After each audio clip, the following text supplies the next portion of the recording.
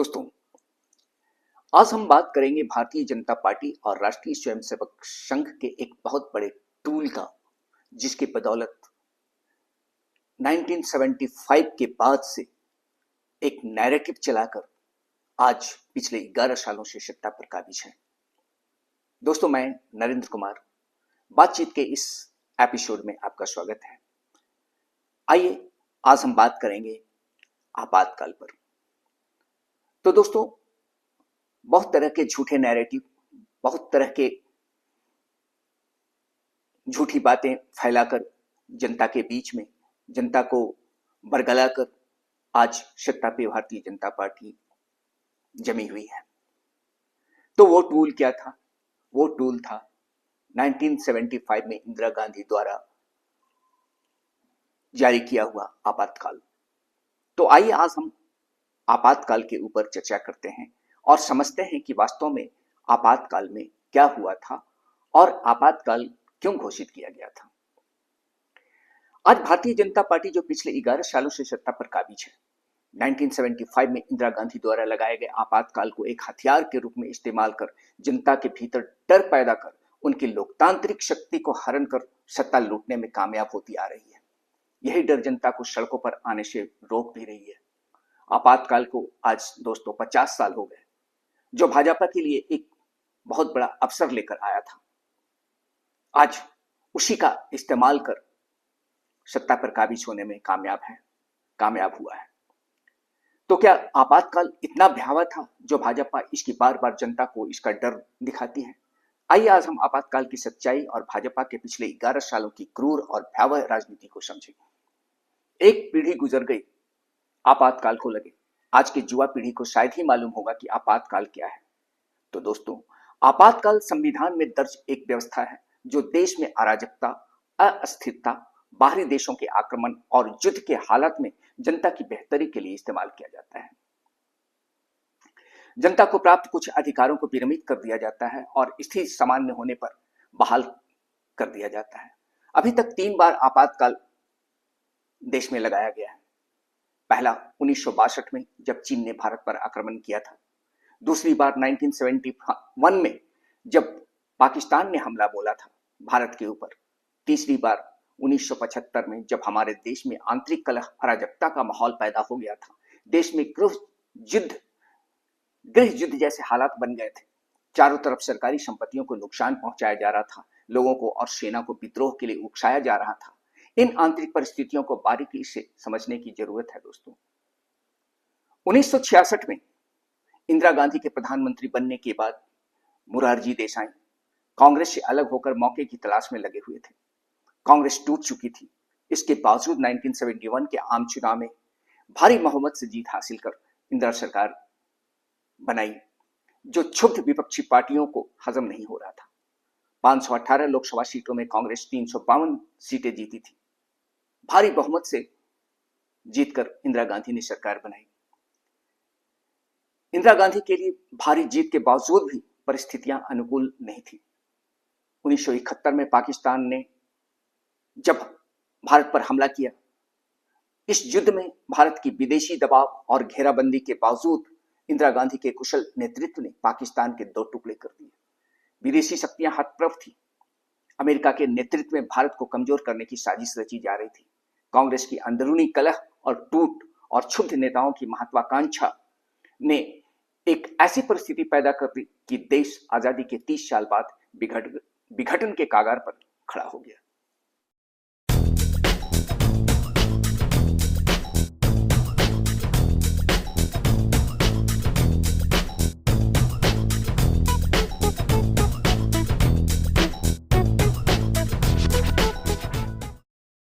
उन्नीस 1971 के युद्ध ने भारत की आर्थिक स्थिति को हाशिए पर ला खड़ा कर दिया था।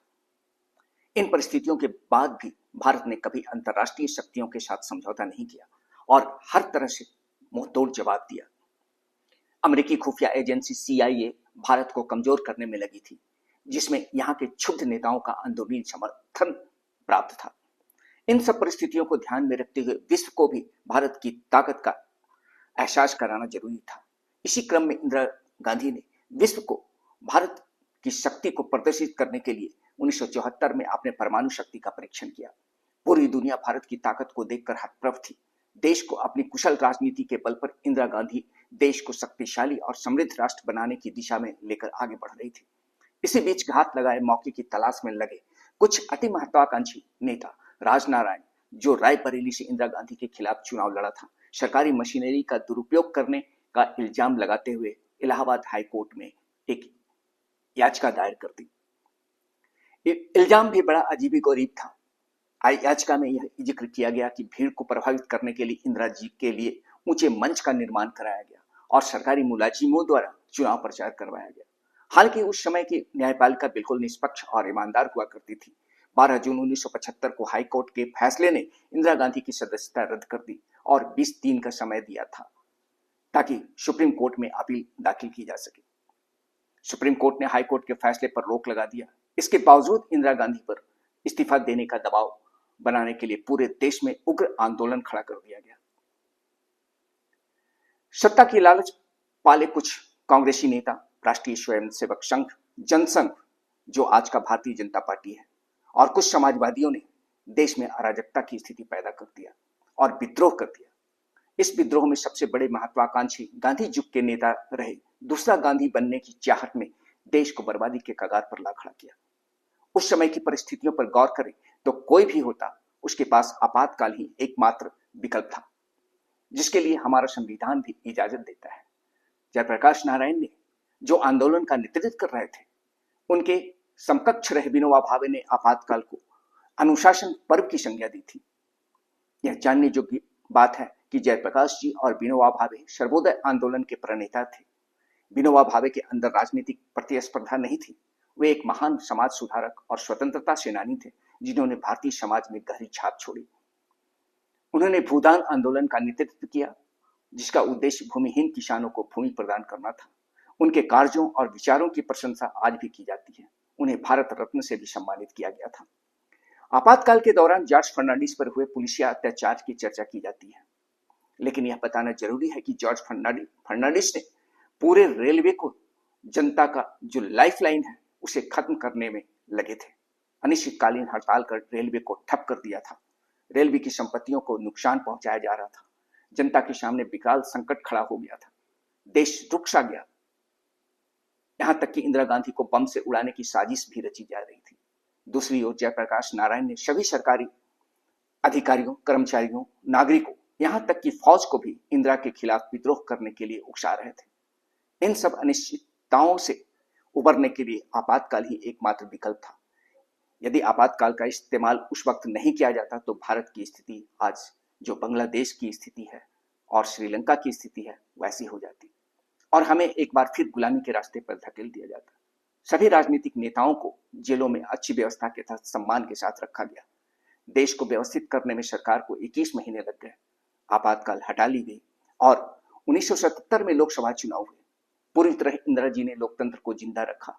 हालांकि विपक्ष ने बहुसंख्यक लोगों को झांसे में लेने में कामयाब रहा और इंदिरा जी को हार का सामना करना पड़ा। विभिन्न दलों, विचारधाराओं वाली पार्टियों की सरकार बनी, लेकिन आपसी खींचतान और तीव्र राजनीतिक महत्वाकांक्षा की वजह से यह सरकार 2.5 साल ही चल पाई। सरकार चलाने में असमर्थ जनता पार्टी टूट गई और सरकार गिर गई। 1980 में मध्यावधि चुनाव हुए और जनता ने इंदिरा गांधी के कुशल नेतृत्व में ही अपना विश्वास जताया और कांग्रेस को फिर से सत्ता में वापस लेकर आई। राष्ट्रीय स्वयंसेवक संघ के प्रमुख रहे बाला साहब देवरस ने भी आपातकाल की सराहना की थी। इंदिरा गांधी द्वारा चलाया जा रहे 20 सूत्री कार्यक्रम की तारीफ की। 1971 में भारत पाकिस्तान युद्ध के दौरान भी राष्ट्रीय स्वयंसेवक संघ इंदिरा के साथ खड़ा था।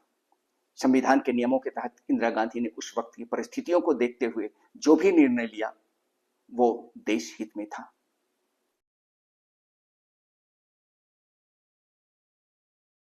हमारे प्रतिष्ठान में अभी मानसून ऑफर चल रहा है।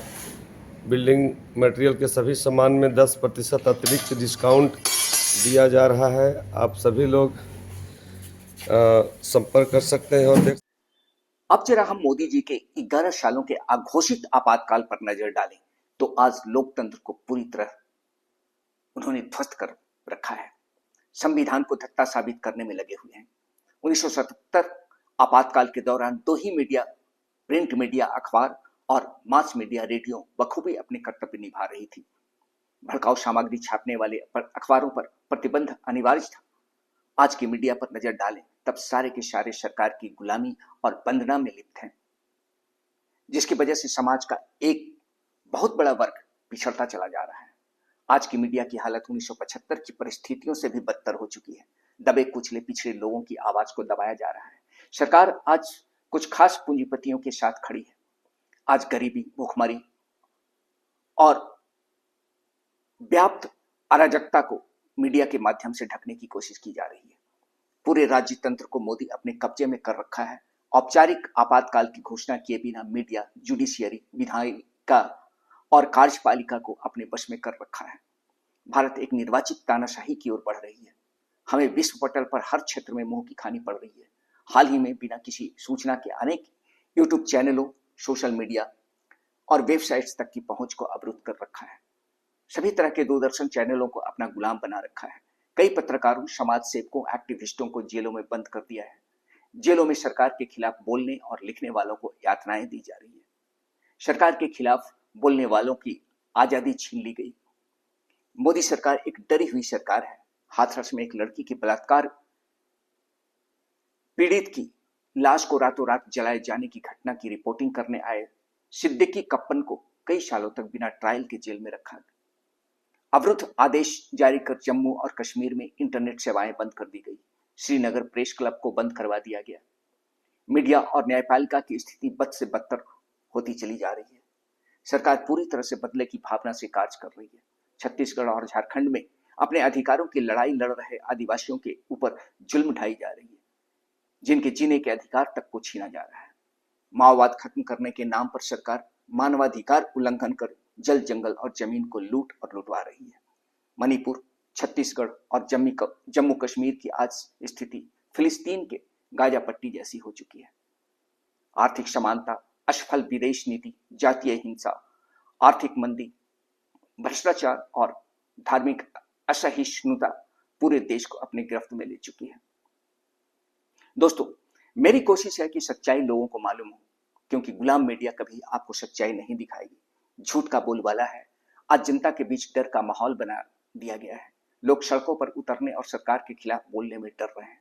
सारे गैर राजनीतिक दलों, राजनीतिक पार्टियों को ईडी, सीबीआई और पुलिस का भय दिखाकर एक कोने तक सीमित कर दिया गया है। सत्ता के खौफ से बचने का एकमात्र रास्ता न्यायपालिका था, जिसे डरा धमकाकर, लोभ दिखाकर मनचाहे निर्णयों पर मुहर लगवाने में सरकार कामयाब हो रही है। ऐसे में एकमात्र रास्ता सड़क का बचता है, जहां हम उतरने में आज असहज महसूस कर रहे हैं। आज जनता के पास कोई रास्ता मोदी ने नहीं छोड़ा है। बस मोदी के अनाज के थैले पकड़ो, 1000-2000 पॉकेट खर्च लो और मोदी का गुणगान करो।